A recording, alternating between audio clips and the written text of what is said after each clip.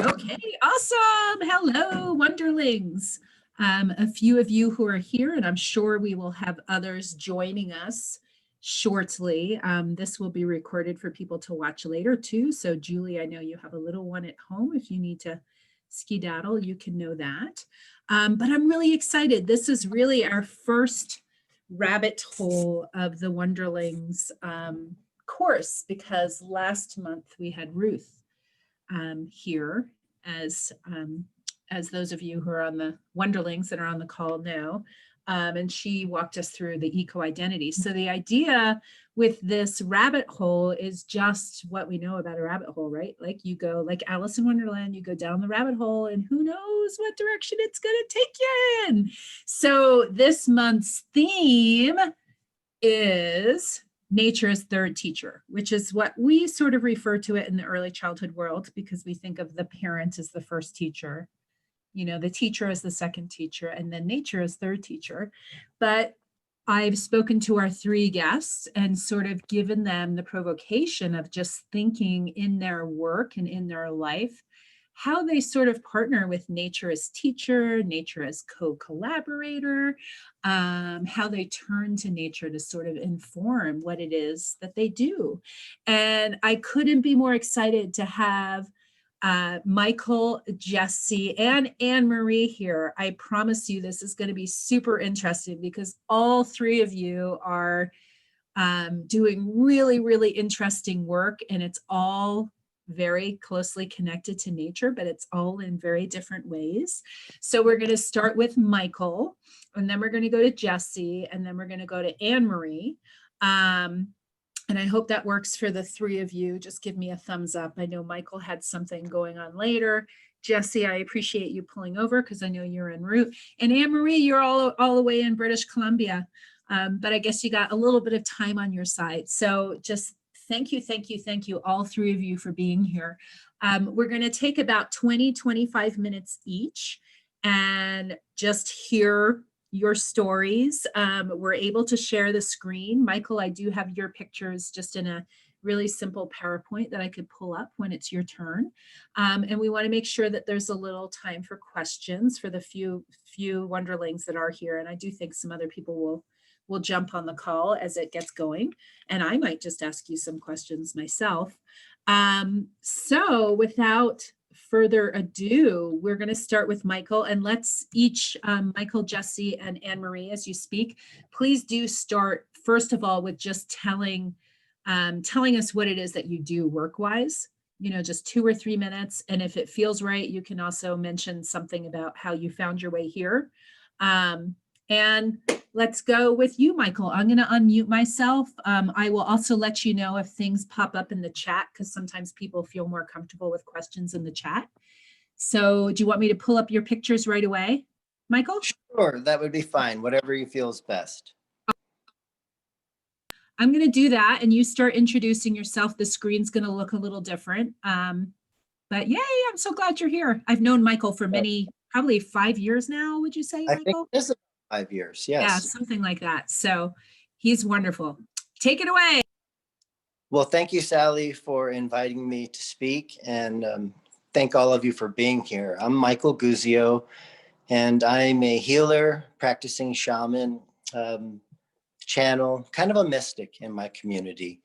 And I spend my life working full-time as a healer. Part of that is healing myself, and then I also serve the community through one-on-one healing sessions. I do a lot of type of shamanic healing work and intuitive work, helping people to find answers, find their path, and to get past blockages and come into their full potential. I've been working in Albuquerque in this capacity for about 12 years now. And for the last 3 or 4, I've been doing it full time.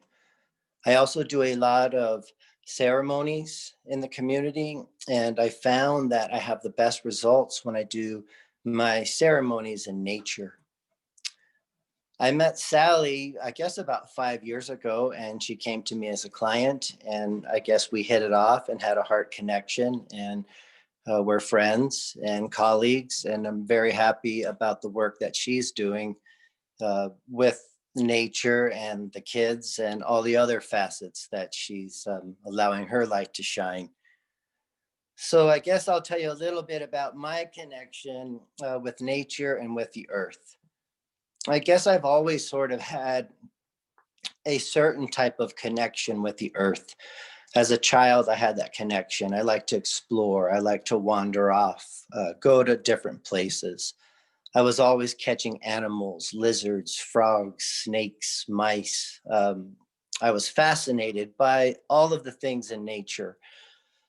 And so as you kind of come into your teens, you're trying to be cool and identify and find who you are. And I guess I sort of lost that connection to nature.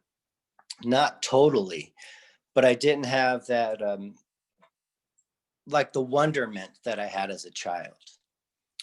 So in my adult life, I ended up going into a shamanic apprenticeship. And a lot of the work that we did was working with the elements, which are earth, wind, fire, and water, all having to do with nature. And so a lot of the ceremonies that we did were in a natural setting. And so I started to connect to nature in maybe a deeper, more spiritual way. And it also kind of sort of took me back to that childhood connection that I had with nature. And so in time, I began to just work with nature in a ceremonial way, all on my own. And it became pretty much a part of my daily practice. And so I didn't just sort of like make that connection, like if you're a minister or a teacher or whatever you do, when you sort of connect to the energy that you want to express in that teaching, in that ministry, in that work. And so as a shaman or a healer, you may connect to the divine or nature when you're going to do that specific work in the community. And so I guess I had kind of gotten really good at making that connection, but I sort of went deeper and started using Mother Nature and Mother Earth as my own personal medicine on a daily basis. And I use the word medicine specifically because I do feel that just being in nature is medicine. Just hearing the sounds of the wind, the birds, the water, and to be able to be under the sky without all of the other constraints of buildings, electronics, all of these things is medicine. It's clearing to your energy body. It's grounding. Sally and others probably know the science on this, that if you spend a couple hours a day in nature, it not only lowers your blood pressure, lowers your heart rate, but it adds years to your life. And so I didn't get into that because of those reasons. I knew those things on an intellectual level. But what happened in my relationship with nature is I started to find a childlike spiritual connection in my adult life, where things that I normally wouldn't take notice of began to kind of catch my eye. Textures, shape, the way the light comes through a flower.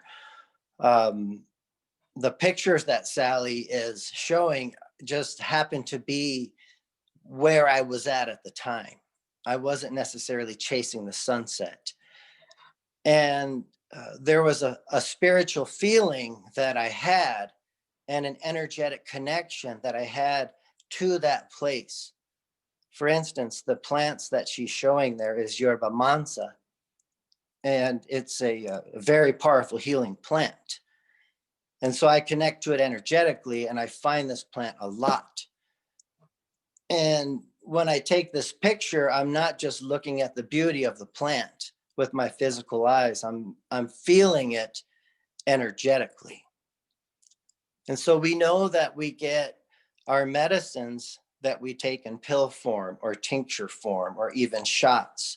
Most of those chemicals that doctors use and that are made into pharmaceutical treatments are some type of chemical extraction from plants. Not all of them, but many of them are. And so we know medicine that way. We know that there's herbs that help heal the body. But the medicine that I'm working with is the energetic medicine of Mother Earth. And so the trees, the plants. And so what that involves is simply taking the time to go regularly to nature and say, what do you have to teach me? What do you want me to see while I'm here? And then being open for whatever comes. And so this involves things like, wow, you showed me this beautiful sunset. Like that in itself is healing, to be able to take this picture and kind of capture that energy. But there's a lot of self-reflection that comes into play. And there's also the experience of seeing how the earth goes to work on you and kind of being the observer of that. For instance, I've never been the best at sitting still and sitting quietly, meditative wise. And so when I spend a few minutes in nature, for me, I've timed it, it's 10 to 15 minutes. I can feel with my own observance and awareness of my body, my heart rate go down, my breathing becomes slower and deeper, I'm calmer, I'm more focused. When I wake up in the morning, I'm often very anxious, I'm a little scattered, and I have my mind on all the different things. I also have a lot of creative energy. 15 minutes in nature, it's like I have laser beam focus. There's a stillness that comes into me. And so what I've noticed that it comes from, it's because I'm feeling the energy of the earth. And so to me, I do see the earth as Mother Earth.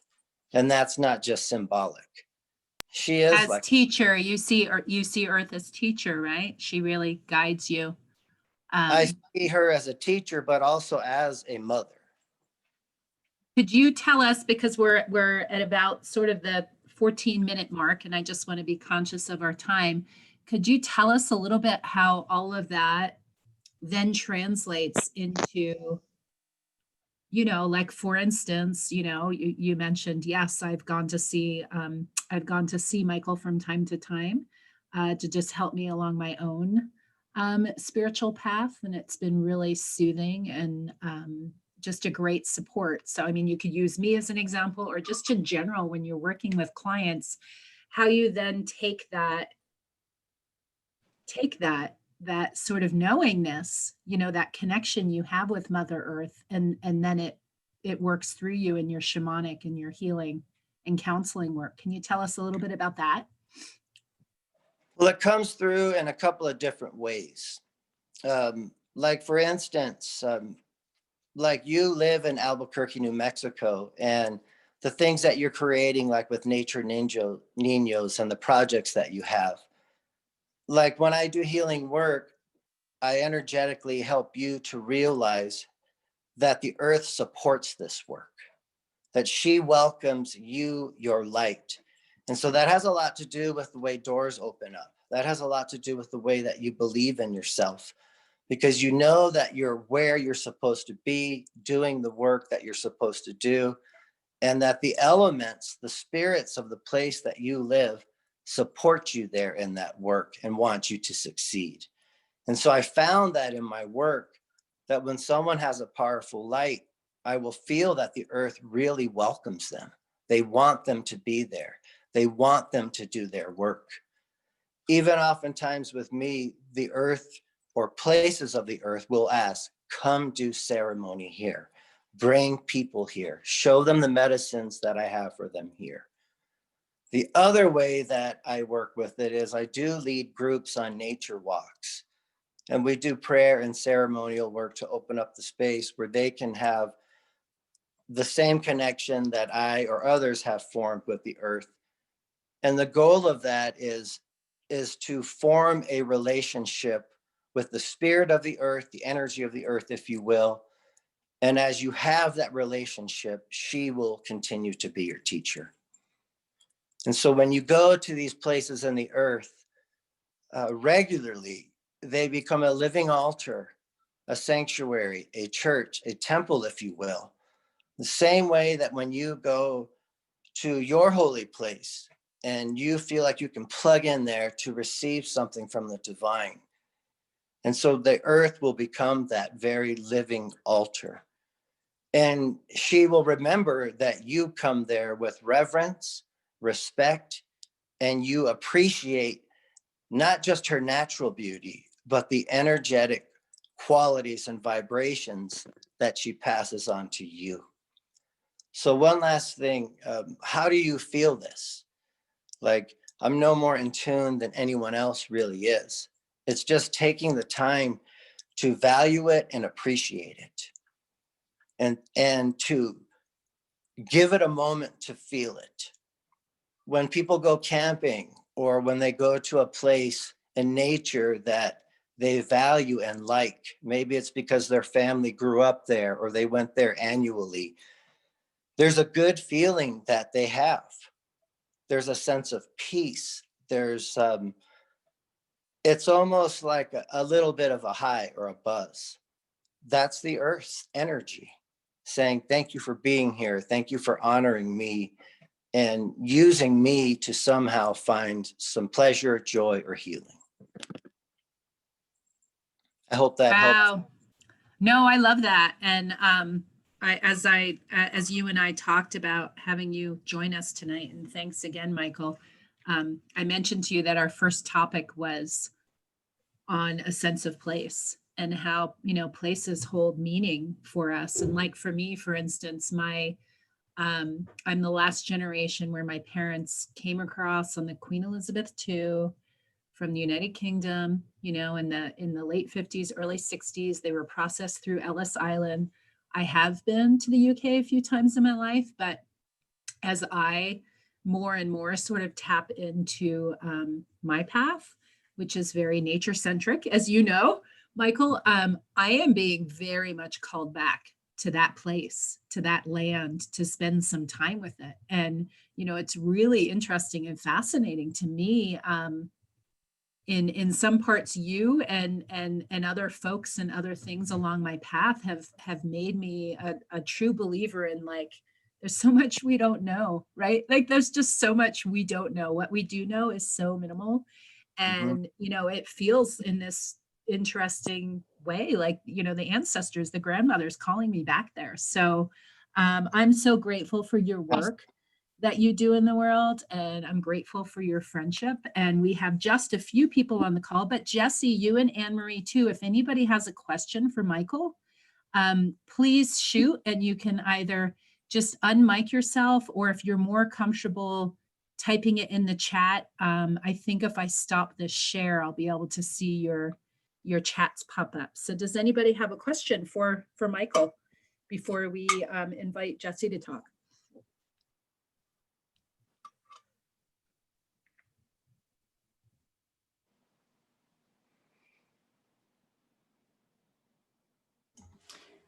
I guess I would ask, in receiving those messages from nature, in addition to your presence, is there anything that you feel called to do in order to support nature more in her good work, in her good energy, and so forth? Absolutely. One of the things I'm always doing is taking people into nature and helping them to connect in a deeper energetic way and to form their own unique relationship. And so that helps people to be conscious of Mother Earth and to do better to take care of her. There are things that I'm doing. I try to keep what I'm doing personal because I don't like dogmatic separation. For most of my life, I've eaten meat, but recently I've become vegetarian. I'm working on recycling more, things like that. I'm trying to limit plastics. But I don't feel it does any good to like put negative energy to try to change other people. For me, it's like I'm walking in the awareness and the light that I have, and I want to stick to that and do my part and be the change on my end. Um, and I'm not here to point fingers. And regularly on my walks, I'm always picking up trash. And I guess the greatest thing I do is in every ceremony or in every healing, every time I'm connecting in any type of way to the divine, I always send healing energy to the earth. And so I kind of live my life always energetically saying, thank you, Mother Earth, for all that you give us. And sending healing energy back to her, and that if you're helping me to heal, my healing is helping you to heal. And I honor that exchange. And that's one of the reasons I like to bring others into nature to do their healing work. It amplifies it. Does that help? And I would just add again, I mean, you touched upon it, but Michael, you're just an amazing holder of space for people. You know, I know for me, when I read those 2 words, forest school, and had that visceral response and knew that I needed to do something related to that. This is 5-6 years ago now, you know, and coming to you, like it was such encouragement. And who knows, you know, who knows where the path would have taken me, because I do think that Earth dreams through us. I have that theory. So I do think Earth was already dreaming through me, but you did such an amazing, you know, job just being an encourager and a cheerleader for me, to the point, as you know, that I like quit the full-time gig, and, you know, it's all coming together now. It's all coming together, which you'll hear another connection in a minute with Jesse, how it is kind of coming together. Does anybody have another question or comment for Michael before we do hop over to Jesse? I've got a question for Michael. Sure. First of all, thank you very much for sharing your story and sharing your work, because there are so many parallels, and I could just relate so deeply to much of what you talked about. And as we'll learn in a minute, as I kind of go through my story, I really view nature to a large degree as essentially my grocery store. So obviously you talked a lot about the consumption of natural energy from Mother Earth and from nature. And I, again, can completely relate to that and appreciate those comments. I'm curious, in some of the groups that you lead and the work that you do, how often, or I guess, what percentage of the work that you're doing involves actual physical consumption of various offerings from nature? For example, edible and medicinal plants. I know one of the photos featured a plant that had medicinal properties. I spend a lot of time in nature. Foraging is one thing I do a lot of, and I'm curious how much of that you do through your daily work. I do some. I do aim to learn some of the local herbs so that I can forage them effectively. Like with that particular plant, Yerba Manza, what we'll typically do is we'll go sit with that plant. If the plant is in bloom, we'll take time to smell the flowers. If not, we'll work with the leaves, and sometimes, like in the fall, the seeds are on there, and they also sometimes have the terpenes and some of the aromas. I haven't actually taken people to forage other than harvesting some sage. I have taken groups out to pick sage, and then we'll make sage bundles. And so when we do that, we go over how we ask permission to take the plants, and how the plants kind of let you know when to stop, or some plants say, no, don't take any from me because I'm, maybe working through some disease or some stress, and offerings and things like that to give. I hope that helps, but I would like to learn more of, like, on the end of things that you're working on, like where I could really know how to live off the land and find things around me that could sustain me. And so I hope that helps. Yeah, that does. Thank you very much for that.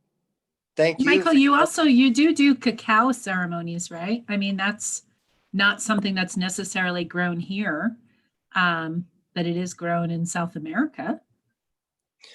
Yes, I do cacao ceremonies, and I connect to the energy of that plant. And it's really been a teacher to me, and it's been something that's helped me to heal a lot of emotional and inner child stuff. And so I try to share that with others. And we do them in nature a lot of times too, because it's even better. Everything's better in nature. Kind of like everything's better with butter, everything's better with cheddar. Awesome. Well, thank you so much, Michael. I know that you have something coming at 7, but if you want to hang on the call, I'm going to introduce Jesse now, and Jesse's going to introduce himself, but I've just gotten to know Jesse because he is the executive director at the New Mexico Wildlife Federation, which is our host for Nature Niños. So without NMWF, and I would actually say without Jesse and his support of this course, this work that's being very much born through me with huge amounts of support from Sarah Candelaria, who's our Nature Niños program director, and Dr. Ruth Wilson, and also Dr. Gigi Yu, as you all know. There probably wouldn't be a Wonderlings because Jesse has been just such a champion of the Nature Niños work. You really understand, Jesse, that it really, I heard Michael mention several times, the wonderment and the sort of like connection, bringing him back to that childlike spiritual connection. Like, it starts when they're little, and that is truly the time. It's never too late, but that is truly the time to kind of take advantage of the connection that I think comes quite naturally for most Nature Niños, for all Nature Niños. So I'm so grateful to you, Jesse, for just being such a champion. So why don't you go ahead and introduce yourself and tell us how you see nature as teacher. All right. Thank you very much, Sally. And thank you for inviting me to this. I apologize. I'm not in a more appropriate setting here that I got caught in rush hour traffic en route. So I'm in a parking lot, which isn't ideal, but we'll make it work. We have to be adaptable. So my name is Jesse Dubell, and I'm a lifelong New Mexican. I was born and raised in New Mexico and have a tremendous love for this land of enchantment. And my early childhood years, I grew up in northern New Mexico in a little community outside of Espanola, New Mexico. And that's in Rio Arriba County. And for those not familiar with the area, it's pretty economically depressed. There are very, very high rates of substance abuse and addiction, and it's just a challenging geographic region of this wonderful state. And like most in the community, I grew up very economically poor, if you will. My family didn't have a lot of money, and we lived in a small adobe house that didn't have any actual heat. We had a in the main room in the wintertime. My 2 siblings and my mom and dad, we would all sleep in the living room with our, blankets laid around the wood stove for warmth and things like that. And the wood we burned in that stove, we actually gathered from public lands not far from the house. And that wood stove also served as the cooking vessel for my mom to cook our meals. So my dad was a hunter, and every fall we'd go out into public lands, and I'd be just a little toddler tagging along behind him, and he was pursuing the meat that the family would eat throughout the winter time. And so from a very early age, I developed a very deep connection to the natural world and to nature, and in particular to public lands. The New Mexico Wildlife Federation was founded in 1914 by Aldo Leopold, and our mission statement is to protect public lands, public waters, and public wildlife for all New Mexicans. And so we do a lot of conservation work in that arena. But from a very early age, I recognized the importance of having a relationship with the natural world and a relationship with the lands that we relied on, quite frankly, for our lifestyle.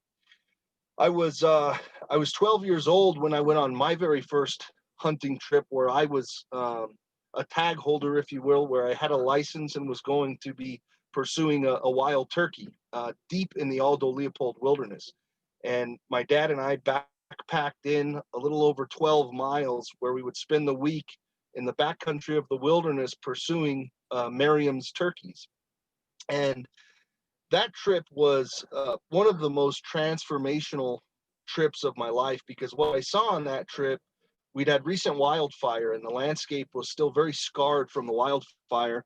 And there was very unsustainable cattle grazing going on in this just truly wonderful riparian area. And the erosion along the banks of the creek was just very unhealthy, because the number of cattle that were grazing in this particular region was just so above what the land could adequately sustain. And that's how I got my interest or my start in conservation and public lands protections. I didn't want to see this amazing natural resource destroyed. I didn't want to see the habitat being degraded. And so I got involved in conservation work, which ultimately led me to the New Mexico Wildlife Federation, where I am today. And it's an interesting thing, because at the Wildlife Federation, I work with countless organizations, many of whom, probably the majority of whom, are not organizations that specifically cater to or attract what we often refer to as the consumptive users of nature. You know, as a hunter, it's a very deep and complex emotional experience to go out onto public lands, identify an animal that's just beautiful and gorgeous and innocent and wild, and make the decision that you're going to harvest that animal and you're going to consume that animal. And to a large extent, it's a spiritual experience. And I feel personally a primal connection to it. Like, this is a relationship between predator and prey that has existed for generations and generations and generations. And it's deep inside of my being that it's an appropriate activity, but that doesn't lessen the amount of emotion involved with the particular action. And to try to put into words what that feels like, or all of the emotional connections that exist during one of those moments, is, I've never been effectively able to develop a verbal explanation that does it any justice at all. I think it goes well beyond words.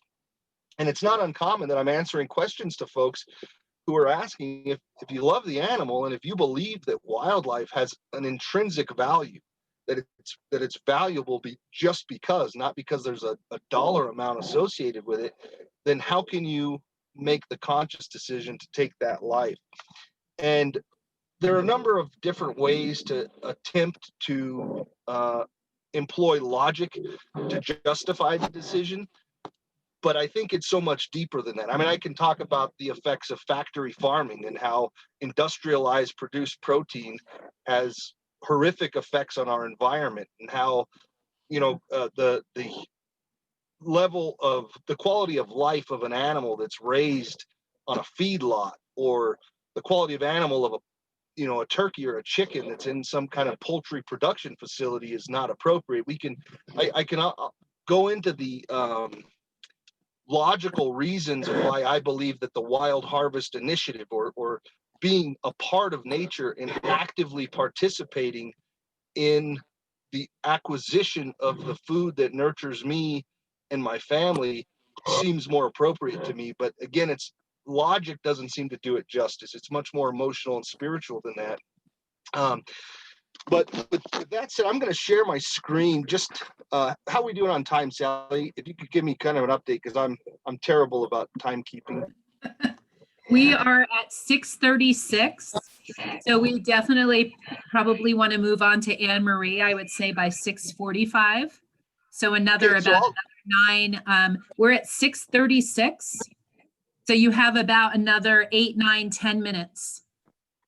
Okay, I don't know if the lighting, maybe that lighting is a little better. Yes, that's better. Can you enable it for me to share my Oh, screen? yes, sure. I can totally do that. Sorry. Because what I want Yes, to let talk me- for just a couple minutes about, and then I'm gonna turn it over to questions so I can answer any questions that might come up. But just recently, I returned from Alaska, and I You're went good to now, Jesse, just so you know you're. Okay, great. I'm gonna pull this up then, and see if I can share this. This is just a slideshow on some random things, but what I want to show. So just recently, I came back from Alaska, and I was actually in Alaska hunting caribou, but I did this as a solo trip. I got dropped off on one edge of the Yukon-Charlie Rivers National Preserve, and I had this bush plane here drop me off. This is a picture of the flight in, and then this is the spot here where I got dropped off. And I was dropped off in this location, and then took it upon myself to travel a little over 200 miles across the Alaskan wilderness by myself to reach the native village of Circle, Alaska. And along the way, I had a caribou license, and I would be hunting caribou. But primarily what I was doing is using nature as a teacher to help me understand my personal limitations, to challenge myself, to really identify how effective I am at self-reliance. This trip took me a little over 3 weeks to complete. And the immersion in nature is something that's so intense when you're an active participant, when you're not observing nature at this point, but you're actually participating in the predator-prey relationship. You're foraging food off the landscape, you're catching fish in the river to sustain yourself, and you, in my experience, this is as close as you can become to Mother Earth and to nature and to the natural world. Let me turn off my phone. Sorry about that. So this is where I got dropped off. This is one of my camps along the way.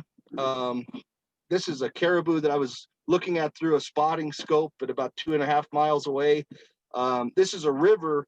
This is the Charlie River in the Yukon-Charlie Rivers National Preserve. I carried with me a pack raft, which is about a 13-pound inflatable raft that I used to travel much of the distance that I traveled across the Yukon-Charlie Rivers National Preserve.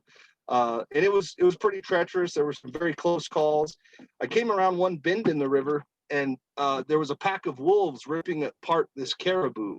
And I know there's a graphic picture, and I apologize if it's offensive to anybody, but this is nature. This is the natural world. And I observed a pack of wolves tearing at the belly of this caribou cow. When the wolves saw me, they spooked off into the thick brush, and the caribou ran towards me as though asking me to help it. There was little that I could do, though, and so I continued on my way. I'm sure that as soon as I got beyond the next bend in the river, the wolves probably came back out of the woods to complete their hunt, if you will, of this caribou. This is just blueberries that I was harvesting. One of the things I ate plenty of during the trip. This is a picture of a raft, me on the raft with my gear. You know, when you're traveling 200 miles and you're all by yourself, you can only take a very limited amount of gear. So that's what I had with me for the period of 3 weeks. This is an old cabin that I stumbled upon and took occupancy of for one night. I'm going to continue moving right along. The number of caribou I saw was just spectacular. And eventually I harvested caribou. So here I am with all of the caribou meat, which means that at that point now I'm traveling with about 200 pounds of grizzly bear bait, which made for pretty exciting times. But meat care, I just want to briefly say that the care of that meat was my number one priority as soon as the harvest was made. That meat is so precious to me, and it means so much that it's not like going to a restaurant or a grocery store and buying a piece of meat that's sitting on a foam.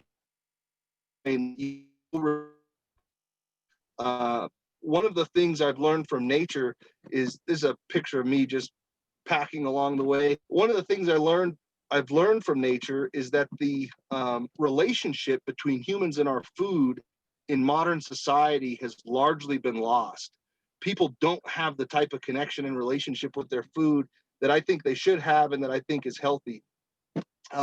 This is the Yukon River where I eventually finished the trip. I traveled about 110 miles on the Charlie River roughly, and then about another 90 miles on the Yukon River.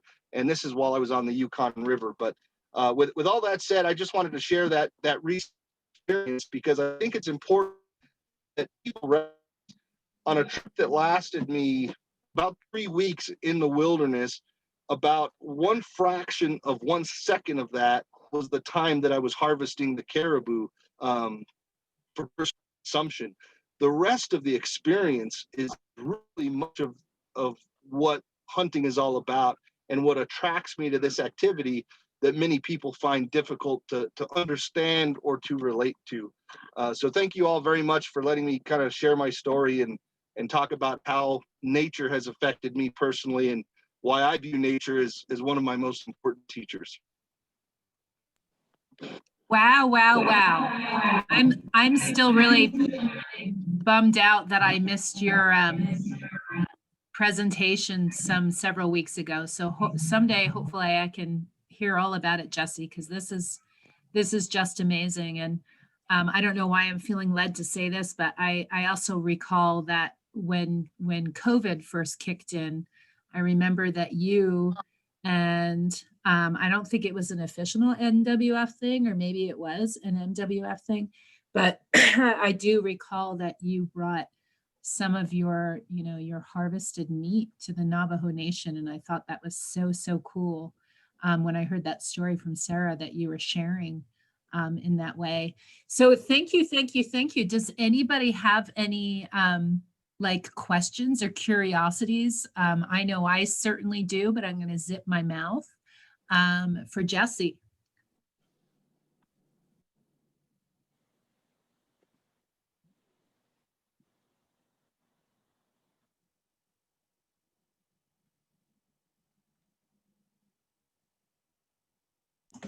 Yes, I'm wondering if you have a favorite animal. Like, having lived on the land in New Mexico for so long, do you have maybe even a favorite animal or a favorite set of relationships that you look to often?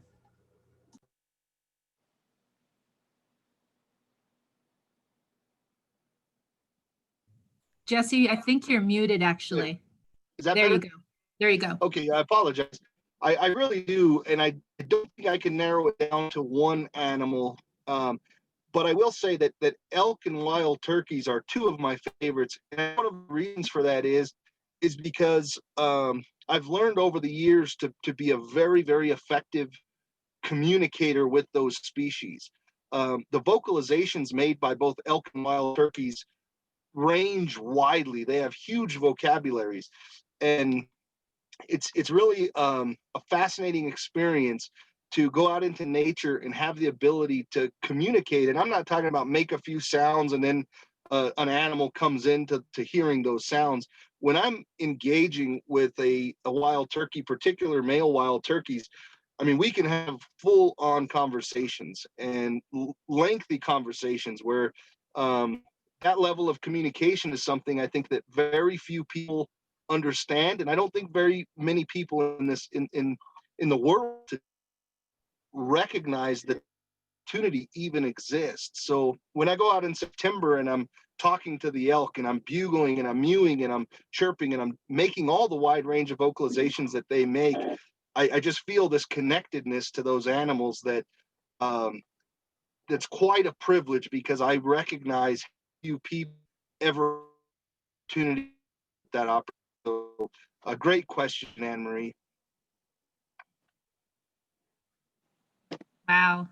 Anybody else have a question or a comment for Jesse? Rhiannon saying, wow, incredible story. Your description of the emotional intensity in that split second decision is, I am sure. Do you want to talk maybe a little bit about that? About, I'm going to assume that most of us, I mean, I certainly have never hunted before, but what it must be like in that moment. I can only imagine it's probably a plethora of emotions all at once, right? Just sort of streaming through you.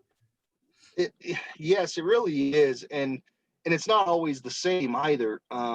It changes depending on the time. I just got back from an elk hunt.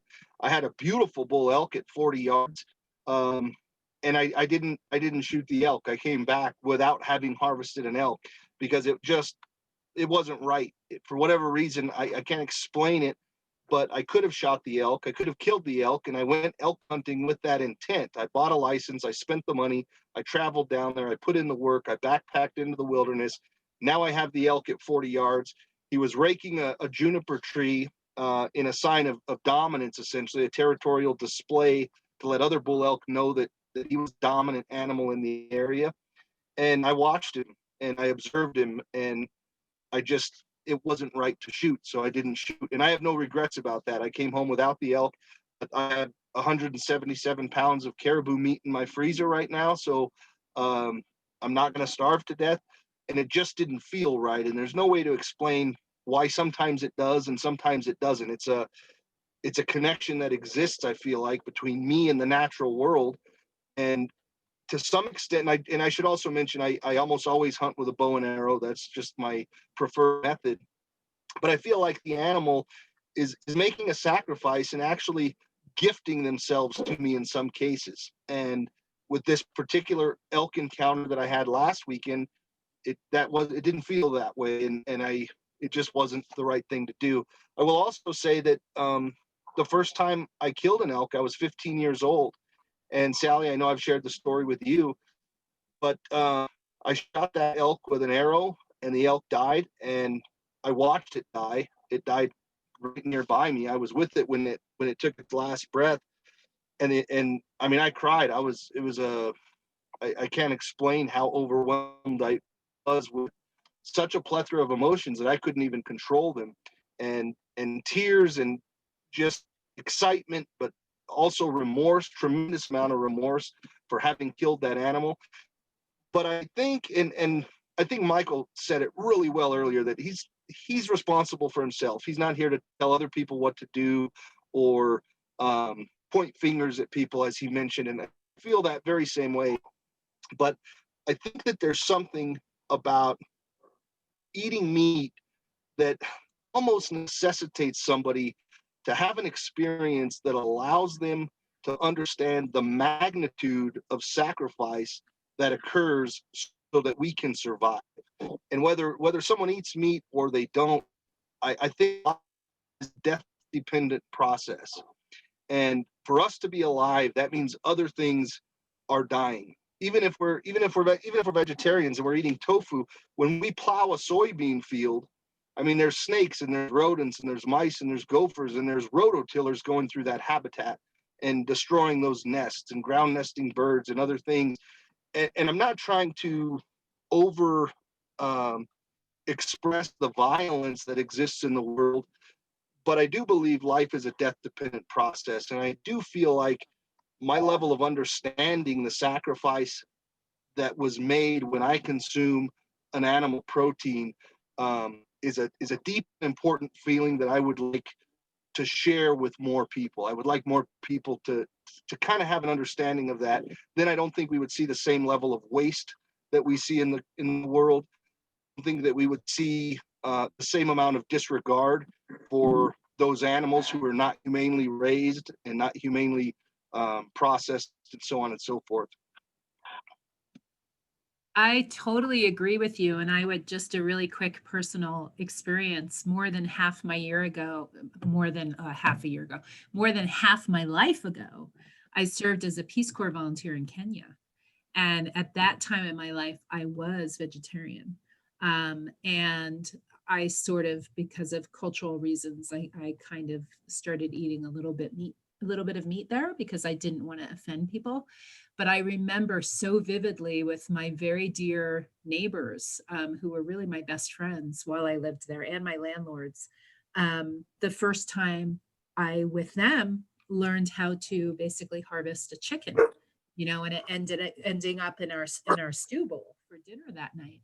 And I just thought to myself, wow, oh, wow, oh, wow, if there were more people who actually needed to go through this process, there might be more vegetarians. That was my, frame of reference at that point in time, because I was a vegetarian. So I just know my own personal journey around the whole hunting thing has really shifted and changed. And I definitely love hearing your stories, because Julie wrote in here, I think hunting gets a bad reputation because people don't consider and observe those important moments or consider that.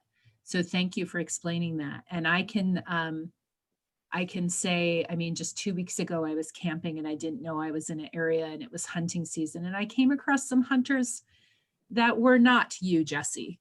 you know, so I can see too how, and maybe you could speak to this for many of us who don't have that experience, but is it a case that hunters have a bad rap? And or is it that unfortunately there are some hunters out there who don't seem to hold the esteem for the process, the respect for the process in the way that you just explained to us? I don't want to make judgments, but I Yeah, imagine no, that's a possibility too, right?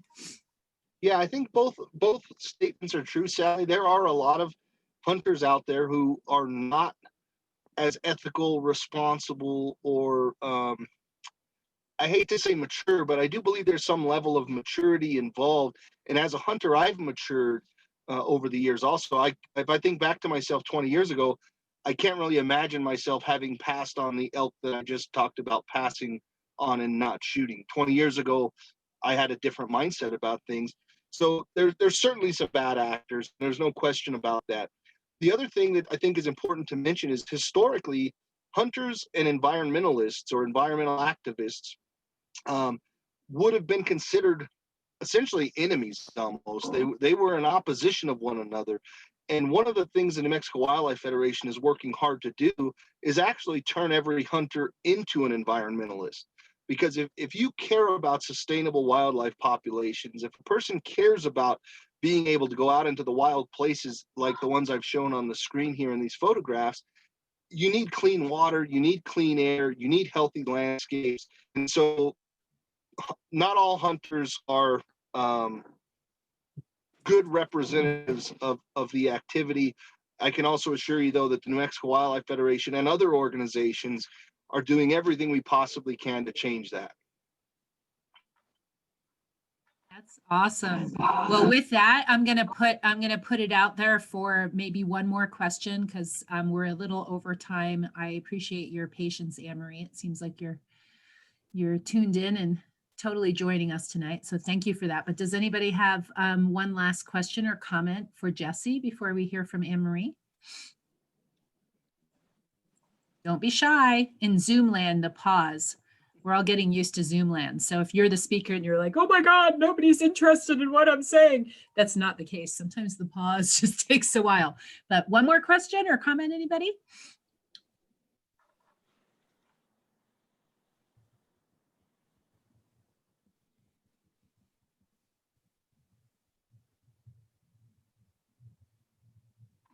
Hey, Sally, I'm going to stay on because I'm really interested to hear what Anne Marie has to say, but I think I am going to turn my camera off just 'cause I've got my computer teetering at a weird angle on my dashboard here. So Awesome. Well, yeah, certainly if I am monitoring the chat. So if anybody has other questions for either Michael, as he's still here, and Jesse, please do go for it. So now I'm really excited to introduce Anne Marie, and I'm telling you, these three, I mean, it will be interesting if we, I think if we're all listening, there's some common threads already popping up, even though our three speakers are quite different. Anne Marie, I actually met, I think, once. She is the best friend of one of my dear friends when I did my forest schools training in Canada, Susie. And Anne Marie lives in British Columbia. And I won't say any more because I think Anne Marie should introduce herself and tell us what her work is about and how she views nature as teacher. I remember this subject she's going to talk about, I'd never even heard about until Susie told me about Anne Marie's work. And I was like, ooh, this is really cool. So Anne Marie, I have already made you co-host if you have any pictures or anything that you want to share. And thank you so much for being here and for hanging out and being our last speaker tonight. So away you go. Thank you, Sally. Can you hear me? Right on.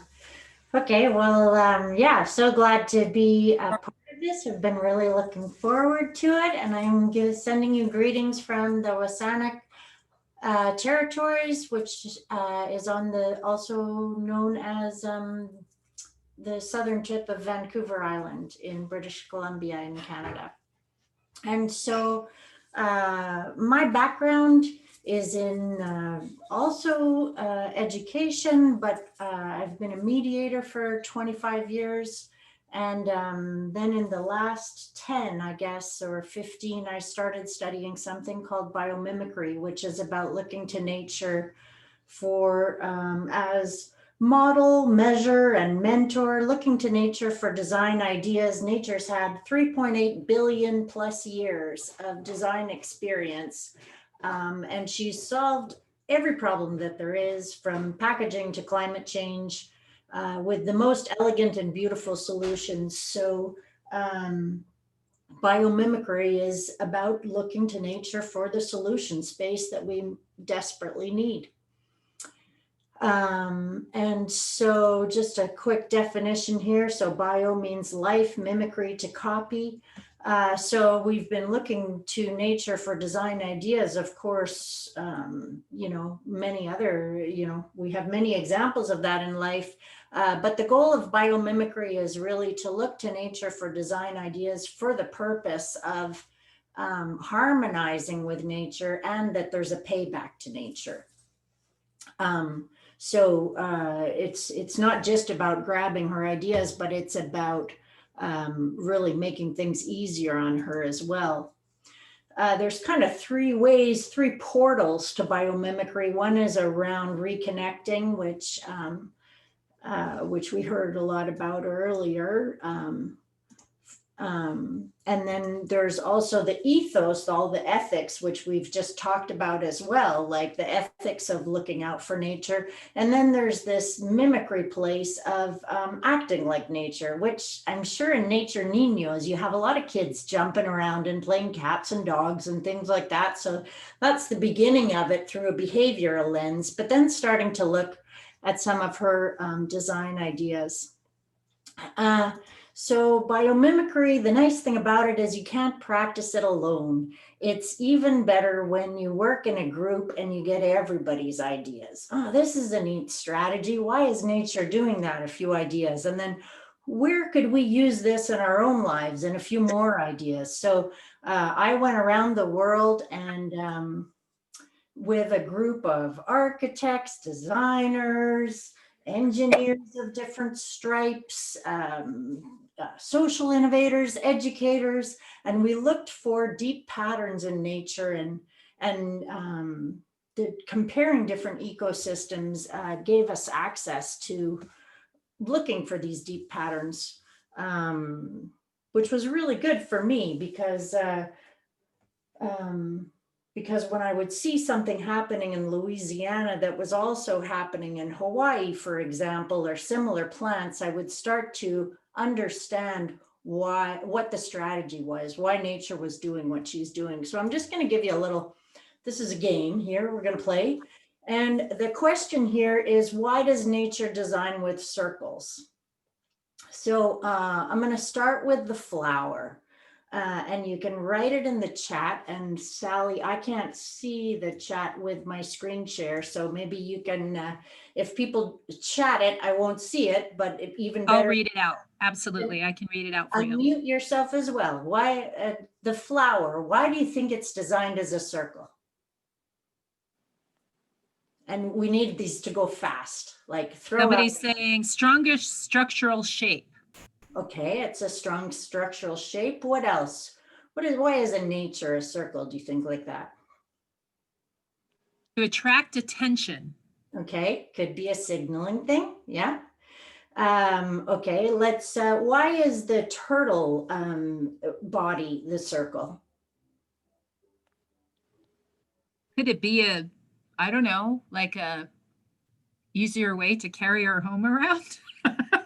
Okay. Transport or something? I don't know. Might be again a structural thing. What else does it allow that turtle to do on the surface? Buoyancy. Buoyancy and floating. Okay. Let's look at the eyeball. What does the eyeball do? Why is the eyeball a circle? What might be the properties of the circle that help the eyeball do what it does?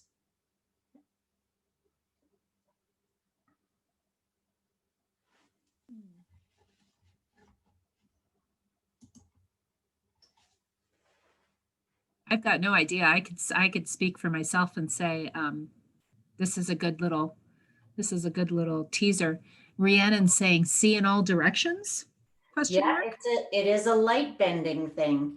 Light bending. And of course, when an eyeball like the chameleon's pivots, then you do have seeing in all directions. And the circle does allow the movement, which is what you see with the dung beetle. Obviously, the wheel was invented as a circle and, you know, balls roll. So the circle has a lot of different properties.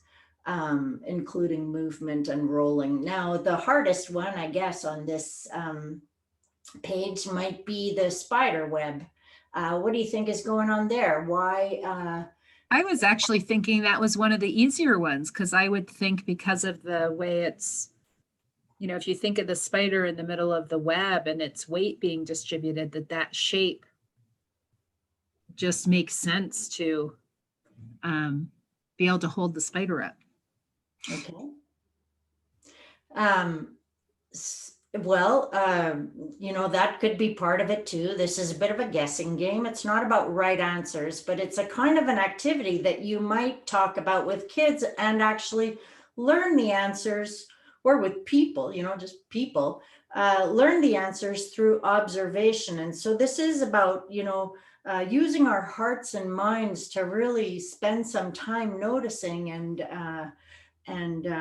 contemplating the genius and the elegance and the beauty of nature. So for the spider web, it may well be these things you're talking about, and it may also be about material saving. Certainly with an egg, there's no, you know, corners to it or anything. So it's the most efficient use of material. And when a spider needs to cover a huge surface area, this is going to be a way to also save materials. Why does nature design with spirals? What do you see here? Somebody pick one and tell me, what do you see? Why is that spiral being used? Why is that a good design?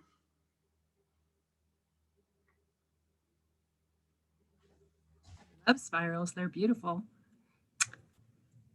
Julie, what do you think? Any one of them you can. Rhiannon, we have somebody. Ellen, what do you think? Let's see. Rhiannon's saying chromosome or double helix. That's right. The DNA spiral is, what's it doing? What's DNA doing? Why? Building and building and building. Copying? What does DNA have in it? That codes.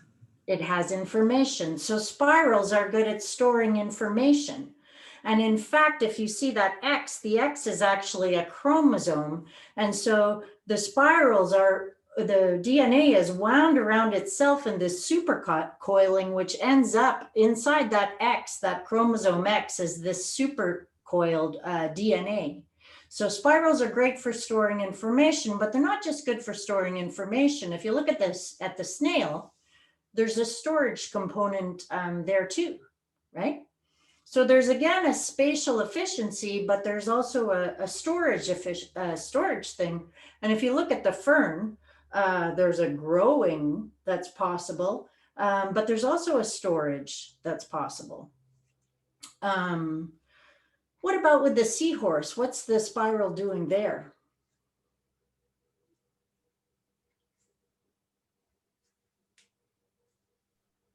Anchoring, Rhiannon's asking. Anchoring. And then we have the Christmas tree sea slugs. And those Providing for movement. Someone Yeah. else is, Ellen saying providing for movement. Yeah. Sorry, Anne-Marie. Yeah, the seahorse changes, spirals along, unwinding and winding in order to create movement.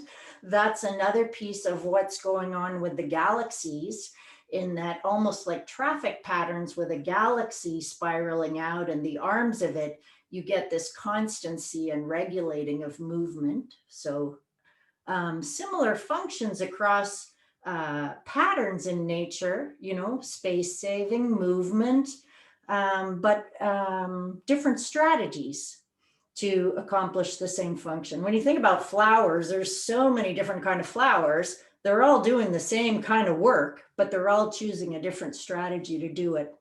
Although you do find a lot of spirals in plants because it's a great way to give every piece of every leaf on a plant or every section on a flower its proper space. I'm going to give you one more of these, which is, why does nature design with branching? And I'd love you to call out what's in the chat as well. Just get people thinking. Why is nature using branching? Why do we have branches in our hands, in our veins? For reaching, to be able to capitalize on reach. Okay, so with the roots in the mangrove, you're definitely seeing a lot of that. And certainly with our hands, we're seeing the ability to reach, to stabilize, to hold. Yeah. What about with a coral reef? Why are we using branching? Ellen's saying providing, Jesse's saying surface area. Surface area. Providing for movement, like a spring for gathering. Okay. There's also potentially a filtering thing going on there. And there's potentially also a gas exchange thing going on there, like there are with trees. Obviously, they do gas exchange. Our veins in our hands do gas exchange. Termite mounds have a branching structure. They do gas exchange. So suddenly you see like, oh my gosh, branching does temperature regulation and gas exchange. Should we not be using more branching in our industrial systems? Why do we have elbowed squares when a branch seems to do some pretty amazing stuff? And all of this is, my website is launching in the next couple of days, where I have more of this going on that you can just, look at for fun to play these kind of games. But this is kind of the way my mind has started to be tuned as a biomimic. And what I am hoping to sort of ignite in the people around me in the various communities that I'm working with is, how do we develop not just this appreciation for nature, but an actual quieting of our cleverness and humbleness to start to say, why is she doing there? What can I learn from nature as teacher in this? Now I'm going to take you one more place, because we're getting to time, and many of you have given me your time, more than you intended. So I want to talk to you about this question of recipes to go with nature's recipes. So what are all the things that you can think of that you can make with, flour, eggs, butter, salt? Give me a Pasta, pasta, pasta, pasta. quick pasta, bread. What else?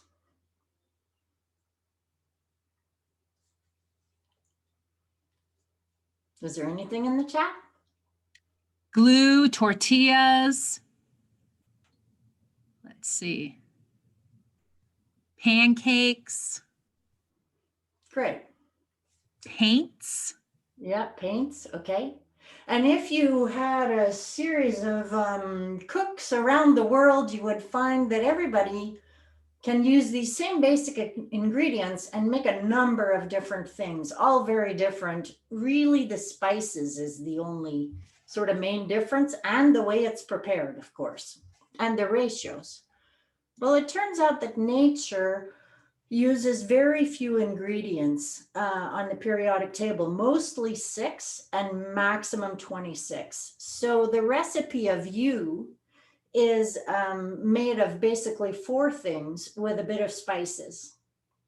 And so when we think about how we design things in our human built world, we're using a lot of elements that are not useful to nature. And we're combining them in ways that she has to work to evolve to be able to process. And so what if all of our art projects that we did in our childcare centers and educational facilities were made of materials that nature would thank us for? what if when the Mother's Day present didn't do its thing anymore, it could be thrown out the window and the moles and the beetles would say, oh my God, thank you. And so this is really where my focus is going, around the life-friendly chemistry and what are nature's recipes, and how can we start to look at nature's high performance materials and take those cues to redesign our human world. So if you take something like packaging, oh my gosh, it's transparent. It manages the moisture vapor barrier. It has a shelf life that goes a long time. And then if you transpose those same design constraints to nature, you find that nature has perfect timing. It has planned obsolescence, but just when it needs to in the right system conditions. Nature is completely single use.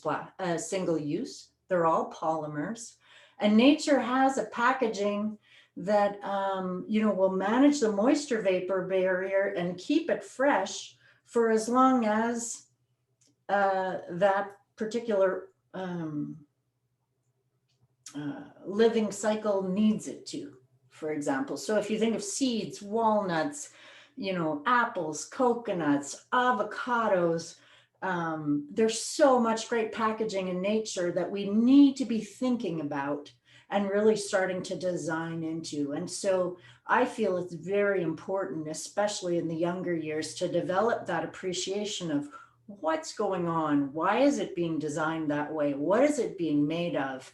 And how can we start to connect to that, respect that, and try to mimic that? And so this is just a periodic table of nature's elements, and you can see that the 4 most abundant, and it goes down to the light blues are the trace amounts. Yeah, can you make art projects that you think Mother Nature would love? Can you help kids in observing the changes over time to start to reveal what the meaning of life is? Sorry, it's so dark in here. Why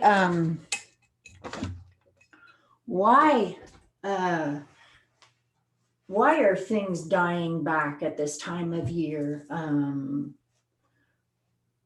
What are these movements and patterns about? Starting to help kids interpret this kind of thing starts to help them think about, what's important in nature's life? What's important in my life? When do I need rest? When do I need rejuvenation? These sort of ideas. So it can be, as we talked about in the beginning, a very grounding thing, but it can also be spending time in nature and having that learning stance with nature can really help reveal what's most important and why it is we're even here on this planet. So I think I'm going to leave it there. It's 6:15, and it's 7:15 to us. It's 7:15 to us. I have a question, definitely, and I'm sure a few other people do, because I know that, I mean, with all 3 of our speakers tonight, we are barely scratching the surface. So we'll see. Who knows? Well, maybe we'll have some or all of you back. I was being very resourceful when I reached out to all 3 of you. And honestly, I didn't necessarily anticipate that all 3 of you would be available. So, part of me is like, oh man, I feel like we could talk for a whole other hour about this, Anne Marie, or more. But I also just love the diversity of the 3 stories tonight. The question I have for you is if you could just kind of succinctly give us an idea. I mean, I think you did you definitely gave me lots of questions to chew on, and I really appreciate you knowing that we work with young children, those provocations, those questions to ask. But I'm really curious, like, how you currently, as a biomimic, are like, who do you work with? Can you tell us something about one of the? Sure. Put it into context for us. I think that would be really interesting to hear about quickly. my background is in mediation, and so the kind of mediation I practiced was always about people being the best experts on the problem, that I facilitate the process for the answers to emerge from others. It's been hugely comforting to have nature be an actual expert on the problem. And I'm just so thrilled to have a solution space that I can trust. So I facilitate, creative processes. That also includes working in my community to try to facilitate processes that bring the built environment and our urban natural environment into sync. So I'm doing a project right now where I'm looking at all the different functions we need, from carbon capture to air and water filtration, to like noise mitigation, biodiversity. There's about 17 of them.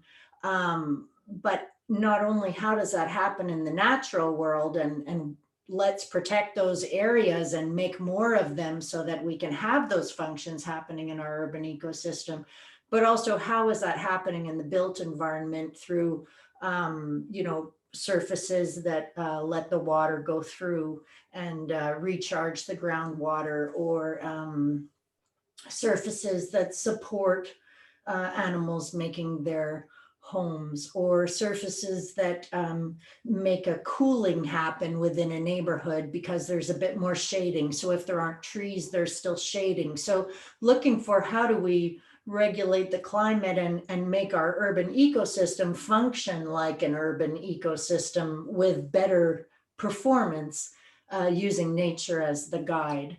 Another thing I'm working on is how does nature manage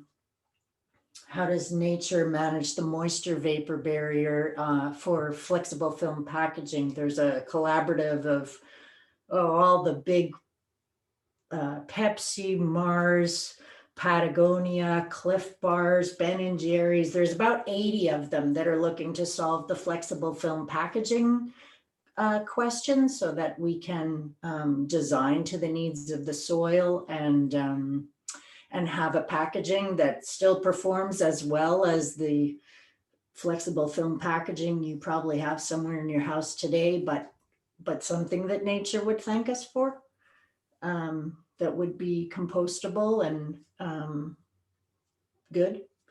What else am I working on? I sit on the steering committee of a Native Healing Society here. I'm teaching some courses because, of course, there's a lot of awareness that needs to happen around here. And and I'm still doing coaching and training, and my website will be going live in the next, I was just working on it before I got here. It's a lot of it's exciting to be launching that and putting. We'll definitely make sure that gets put up in our classroom, along with Michael's information and Jesse's information too. Thank you. Does anybody have a question or a comment for Anne Marie? Julie, go for it.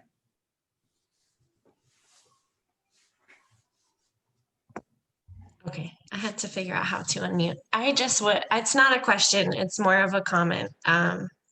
I'm very interested in packaging solutions as well. It's really refreshing to hear other people and other corporations are considering this. Why haven't we done this before? So thank you for your work and your contribution. Thank you for being here and sharing with us. No, my pleasure. It was also very comforting to me to find that all these people wanted to solve this problem. And what a stroke of luck to be able to work with them and start to attack this problem. My worry is just how quickly we can make it happen. But luckily, there's a lot of proof of concept. Like, we are one form of packaging, and there's a lot of goop inside of us, and it seems to be a ratio of pores to diffusion across a membrane and, weight and stuff, but I believe it is figure outable. Figure outable. That's probably the most scientific comment we've heard come from your mouth yet tonight, Anne-Marie. Figure outable. Jesse is wondering if you could tell us what your website is, because he's already just so Sure. It's, curious. I should spell it, but it's NATURND,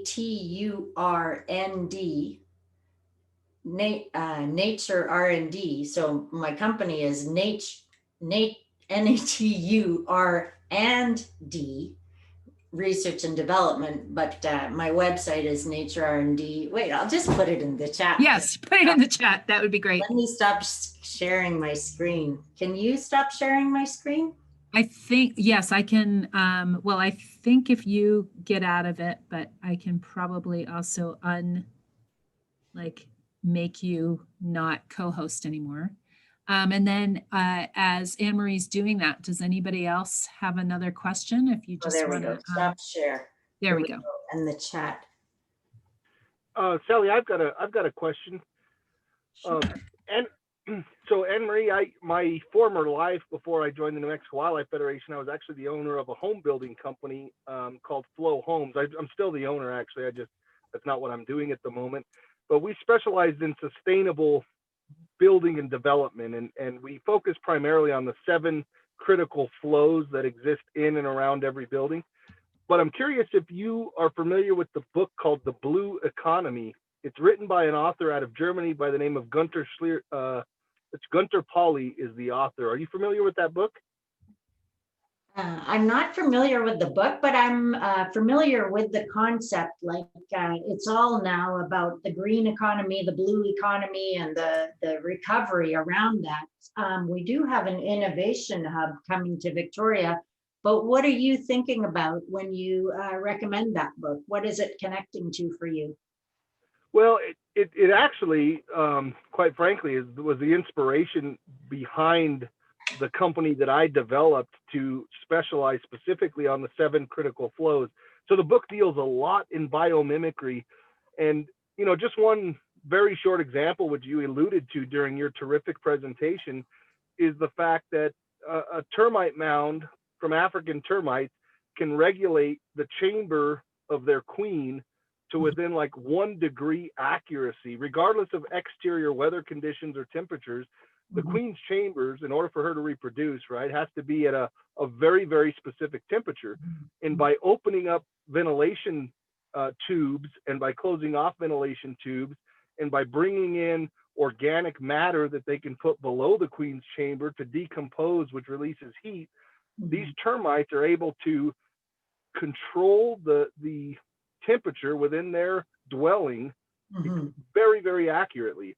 And it's a little bit humbling when we think of human beings, and as a home builder, I think about this, that we have to utilize ridiculous amounts of energy and burn natural gas and utilize electricity and petroleum products and devastating extraction industry effects in order for us to be comfortable when an organism as simple as a termite has it figured out. And so that's just kind of one short testimonial of the type of inspiration that I got from that book. So I would really encourage anybody that's interested in this discussion or learning more to look up The Blue Economy by Gunter Pauli. How do you spell the last name? Pauli. And at the time he wrote the book, he was living in Taos, New Mexico. I don't know where he lives currently, but when I found the book, that's where he was living. I have actually thought that New Mexico and Arizona are maybe starting to expand more their composting facilities. And I was wondering what would happen if you could create a branching structure that you could put within a compost pile that would stop it getting too hot in the middle and, allow for that proper gas exchange so you don't have the methane happening. So yeah, there's some, like you say, very straightforward concepts there that could make the world of difference to, there's a lot of low-hanging fruit, to use a natural metaphor. I really appreciate you pointing that out. And Kimberly's pointed out, yes, contemporary Western societies build things that way. Indigenous people have known about airflow for temperature control for millennia. Yeah. Well, So- and yeah, I had an interesting Comment. conversation with one of the people up at the north of BC. We were talking about banana slugs, which are kind of the biggest on-land slugs in the world, and they have this mucus around them that allows them to, protect themselves. But that mucus is both an adhesive and a lubricant. So some scientists mimicked that recipe and are now using it for sutures in medical. So they're not harvesting the slugs and getting their slime. They've copied the recipe in order to make that possible. And our First Nations friends up island were like, oh yeah, because we used to just take the slug off the ground and throw it right on the cut. So there's some indigenous ways of knowing, and that's certainly, consulting the scientific literature is very important, and looking past your own assumptions about what you think is happening is very important. And also the traditional knowledge, both indigenous and also, learning from all of our elders is a real key piece to all this, because it's not that long ago that we were living without plastic. So it's definitely possible to go there again. Absolutely. And I often think even just more, more general than that, when I speak to people about, the work that I do with young children and how I think it's the right thing for children. Absolutely. I'm a guardian of childhood, but it's also about growing that stewardship. I often find myself in the course of the discussion sort of just reminding whomever it might be that I'm speaking to the first time, that it doesn't matter what walk of life you're from. If you trace it back far enough, we were land-based people. We knew how to relate. So I think that means that we can remember again how to do that. So we've got just a few people left here. Anybody else have another question or comment for Anne-Marie before we wrap up tonight? Sally, I'd like to make just one quick comment, and this was a really excellent evening, and I appreciate everybody who participated. And I'd like to just remind everybody that going off, kind of expanding on the presentation that Anne-Marie just did, nature is truly 100% efficient. And as we talk about, like, going back to the home building business that I've spent so many years in, we always talk about efficiency. We talk about energy efficiency. We talk about materials efficiency, resource efficiency, but nature's 100% efficient. So I'm working hard to try to change the narrative with folks so that that we just work diligently towards being more like nature, because that, I think, is a great step towards solving so many of the world's problems, is just trying with everything we have to be more like nature. Lots of you're off your video. Well, I guess you could see us, Jesse, but yeah, lots of heads nodding in agreement with you. And crikey, now more than ever, right? Like, now's the time.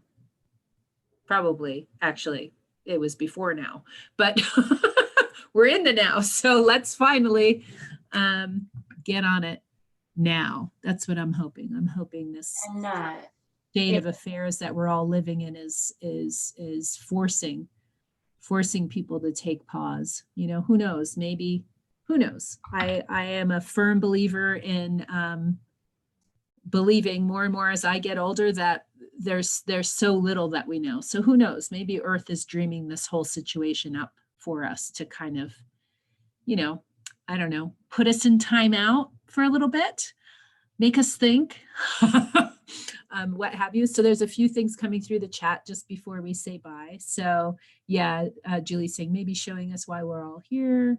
Ellen saying, I so enjoyed all the presentations. Thank you. Kimberly saying, we can remember that we always have been nature. We just need to re-find our proper place within it. Absolutely.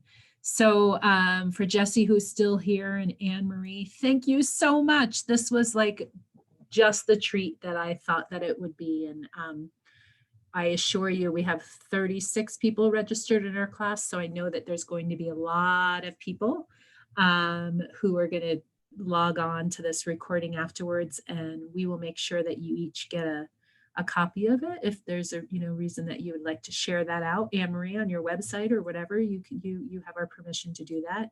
And you're welcome, Anne Marie. Yeah, and all kinds of people just popping up here in the chat and saying thanks. So Jesse and Anne Marie and Michael, who's already left us, thank you, thank you, thank you for a great night. Everybody go well, and perhaps we'll meet here in the rabbit hole once again. Okay, ciao for now, everybody. See you. Bye-bye. Bye, Rhiannon. Bye, Julie. Bye, Ellen.